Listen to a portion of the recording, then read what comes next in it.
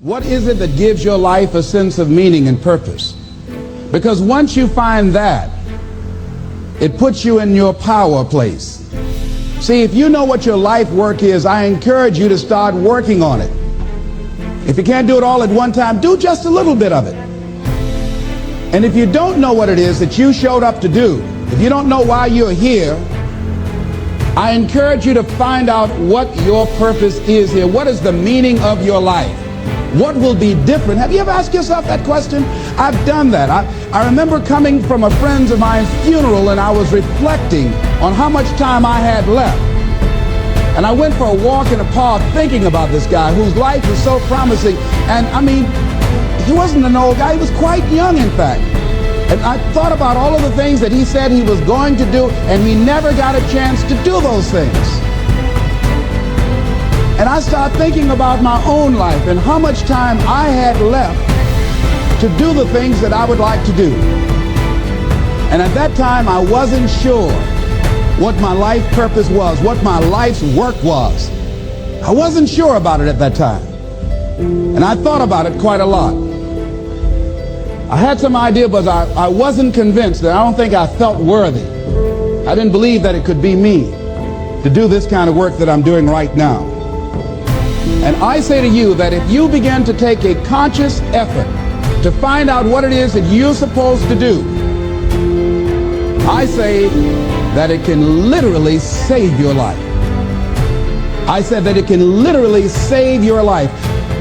85% of the American public, according to recent studies, are going to jobs that they hate, working on jobs that do not challenge them. They get sick thinking about going. Because see, when you go to a job and you already know how far you can go, you can already see that proverbial glass ceiling. See, when you're going someplace and you already know how much you're going to make, you already know how far you can go, you're in a dead-end position. It erodes your self-esteem. It lowers your sense of yourself. It creates an inner turmoil. It creates an emptiness in you. So I say that your life is worth finding what it is that you're supposed to do. And I'm not saying quit your job. I'm saying find it and do just a little bit of it. Just start working at it just a little bit, but do find out what your work is and hold on to it, and don't let your dream go. Don't let it go. See, and here's something else I want you to begin to look at. Why is it that most people don't pursue their dreams or don't do better than what they're doing if they're capable of doing it? I think that many of us don't go the next step because we don't know what to do yet. And I say that the reason that we don't even explore the possibility of what to do is because subconsciously we don't believe that it can happen for us, and we don't believe that we deserve it. So here's what I'm suggesting. How much time do you spend working on you? How much time do you spend every day working on your dream? In the last 90 days, how many books have you read? In the last year, what new skill or knowledge have you acquired? What kind of investment have you made in you? So I'm saying that as you begin to look at where you want to go, if you want to make it today, and things are changing so fast you have to literally run to stand still, I'm saying that you've got to make some conscious effort to begin to work to develop you. Here's something else. Most people are not living their dreams because of fear, ladies and gentlemen. Fear, limited vision, and lack of self-esteem is what keep most people doing things they don't want to do. The same reason that people stay in relationships where they're abused or they're unhappy or it's unfulfilling, they can't see themselves beyond that relationship. They can't see themselves enjoying life without that person. They think that this is all that they can do.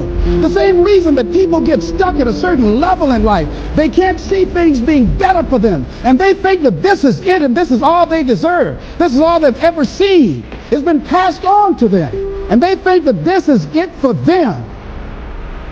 Oh no. I was looking what Dr. Blanton Smalley Blanton, who was a colleague of Dr. Norman Vincent Peale, what he said about fear. He said, fear is the most subtle and destructive of all human diseases. Ladies and gentlemen, fear kills dreams. Fear kills hope. Fear put people in the hospital. Fear can age you. Fear, ladies and gentlemen, can hold you back from doing something that you know within yourself that you're capable of doing, but it will paralyze you. And it seemed like you're in a hypnotic spell. And I ask you a question, what is the benefit? What's the benefit of allowing fear to hold you back?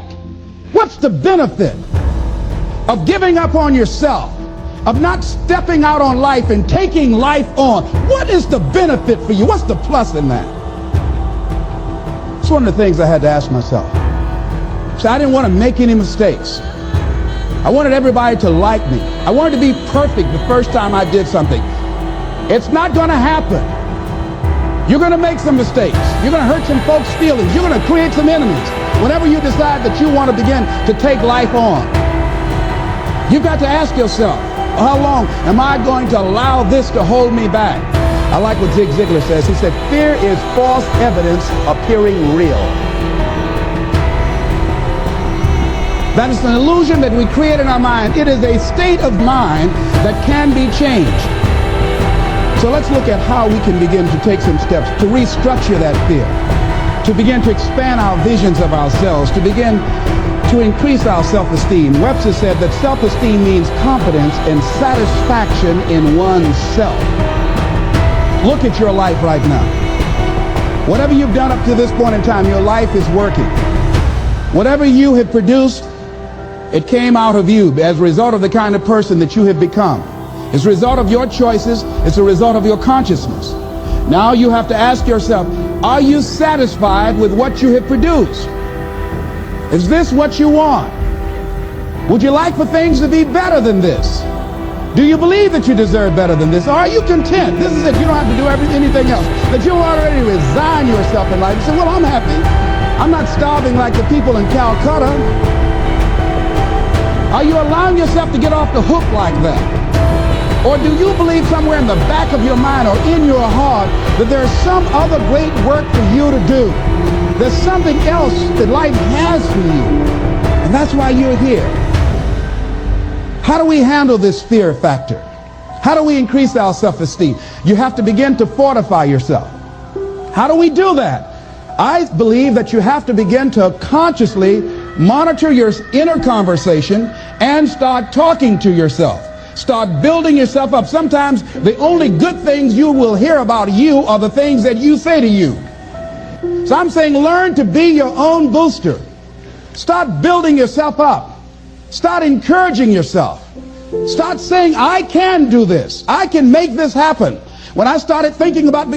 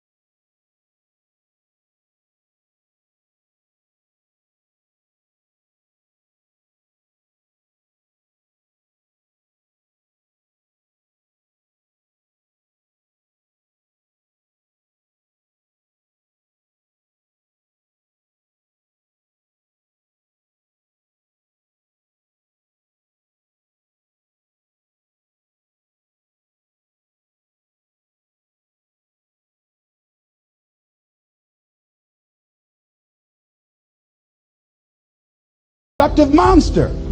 So turn off things that can contribute to your fear. Turn a deaf ear to people that all they can do is talk about how negative things are because they have bought into the consciousness of the world. Start attending workshops, seminars, listening to tapes on a daily basis to begin to recondition your mind, to retrain your thinking. Faith comes by what?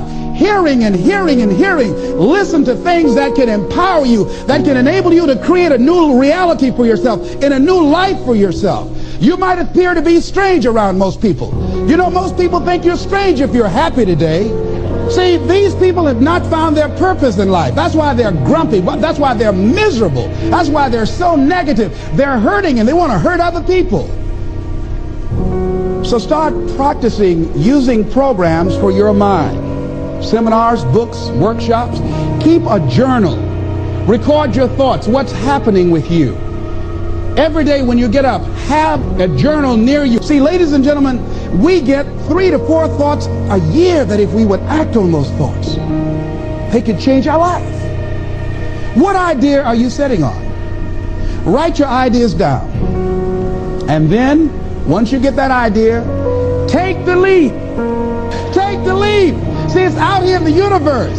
If you don't take the plunge, I guarantee you, somebody else will. Take the plunge. Go into action. And ladies and gentlemen, you will be surprised how things will come together. You'll be surprised. Now, you're going to have some difficult challenges. I can tell you that now. Be aware of that. Things are not going to work out exactly right. For a time they will, sometimes. And that's when life is just playing a game with you. I want you to feel good and relax. But ladies and gentlemen, go into action with your dream. And don't avoid where the fights are. Get in the midst of the fight. Get knocked down so you can learn how to fight, so you can hold your position. See, most people don't get out in the arena of life because they don't want to fight. Most people don't get out there because they don't want to get knocked down. They don't want to be dropped to their knees. But see, you're going to be dropped whether you're on the field or whether or not you're sitting on the sidelines. You're going to be dropped. So at least get dropped for something. See, that's how most people are spectators in life. You don't want to be a spectator. You want to get out in the field where the action is. And you will be amazed. After the struggle, there will be a calm period and things will begin to click for you.